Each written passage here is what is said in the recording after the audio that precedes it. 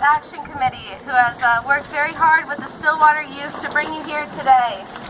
I want to thank all of you for being here because it is all of us together that will make change happen. We are just one community of over 800 other communities around the world marching today for the same cause. Yes. We should not have to be in fear when our children, our brothers, and our sisters and ourselves are stepping into a place where growth, opportunity, and learning should be happening.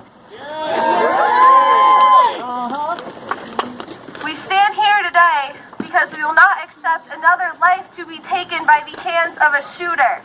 We stand here today in memory of those lives that have been taken by the hands of a shooter. We stand here today to change the way that guns are controlled in our community, in our state, and in our country.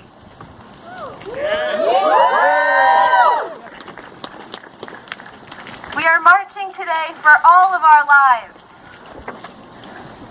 Today we're going to have a couple more speakers come up here and share their stories. Then we will take a march around the University Mall.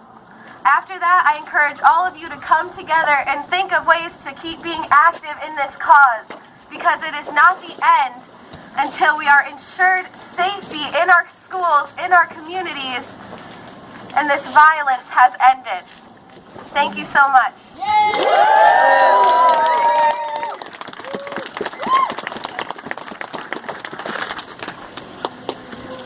Okay, yep, good. All right, my name is McKenna Baker. I'm a senior at Herman High School. I'm going to read this to you guys.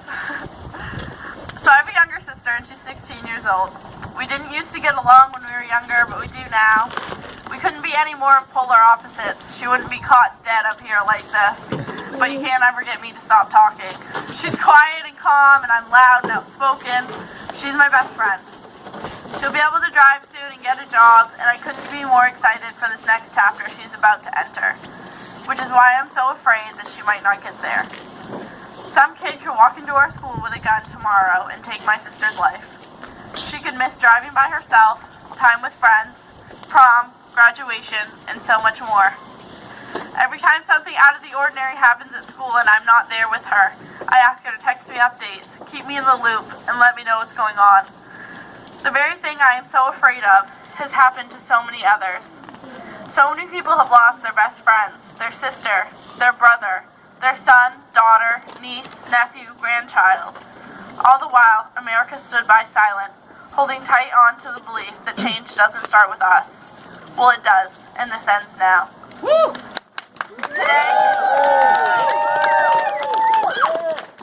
Today, my goal is to make you think a little bit more. I wish that it could realistically be to change your minds completely, but that isn't done in 5 minutes. The ocean does not carve into rocks through its strength, but its persistence. And I hope that you leave here wondering if you knew all that you thought you did.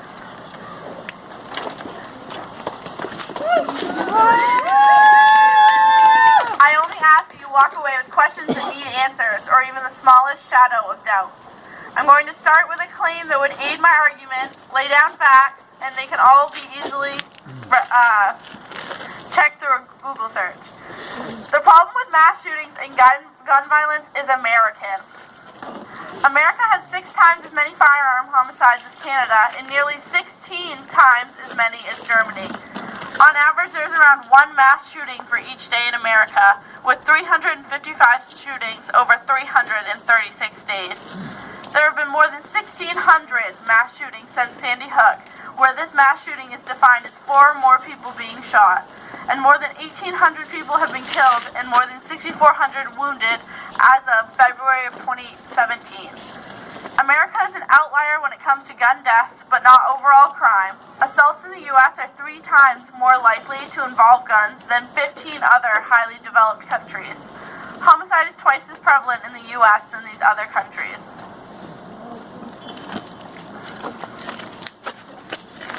By using a country's socioeconomic status in conjunction with their level of development to estimate what a country's gun deaths should be, per 100,000 people, the United States should have one of 0.79. The actual amount is 5 times larger than that.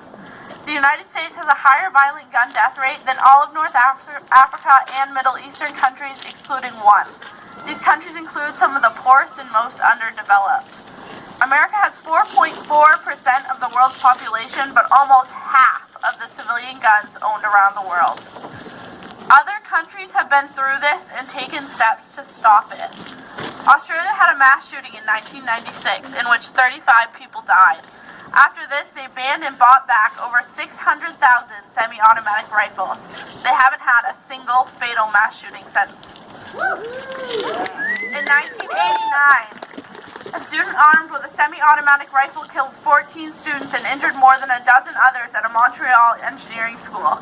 After this, they passed laws that put a 28-day waiting period for purchases, mandatory safety training courses, more detailed background checks, bans on large-capacity magazines, and bans or greater restrictions on military-style firearms and ammunition. Overall, Americans are almost 70% more likely to die at the end of a gun shot by someone else, themselves, or accident than Canadians are to die in a car accident. Other countries have realized that guns are a dangerous weapon and should not be a right but a privilege when they could impose on someone else's right to live. People under 25 in Germany need to pass both a psychological and medical exam in order to buy a gun. Switzerland has high gun ownership but not a single school shooting. Buyers are subject to a weeks-long background check, and they keep an active list of at-risk people. They also have a very similar gun culture as we do. Young children learn how to safely handle guns and shoot them. They're also encouraged to participate in target shooting competition from a young age. Switzerland also has the third highest rate of private gun ownership.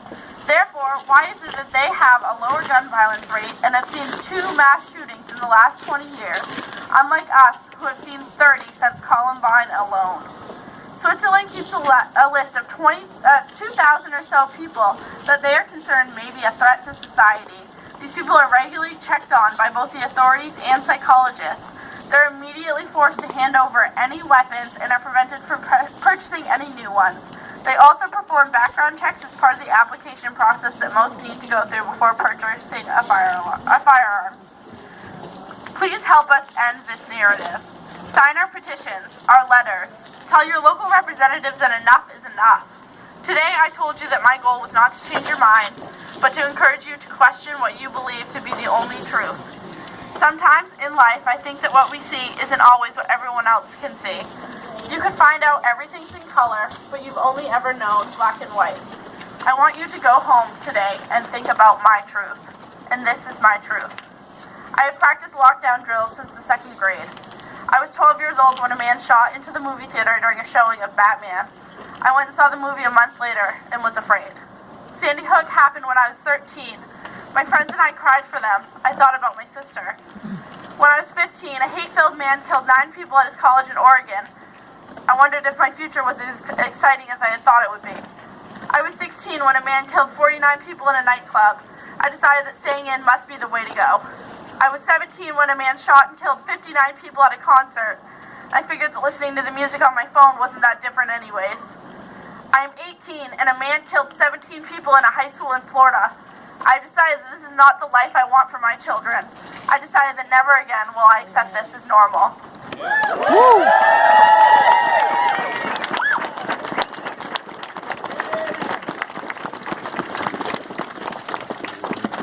Hello, UMO!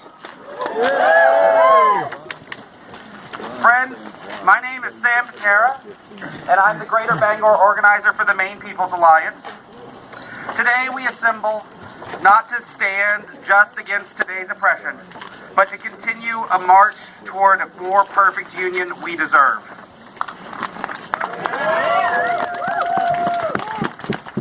More than a century ago, a generation of women decided that the millennia of oppression that they'd endured could no longer stand, and they marched and assembled at Seneca Falls, New York, to demand the rights that were their due. Decades later, in the shadow of depression, a generation came together to demand protection from banks and corporations that had decimated their economy and their way of life. And thanks to the bravery of those men and women, Glass-Steagall became the law of the land. After more than a century of Americans retiring to poverty and heartache, Americans rallied their parents and grandparents and for themselves to create Social Security that still exists today.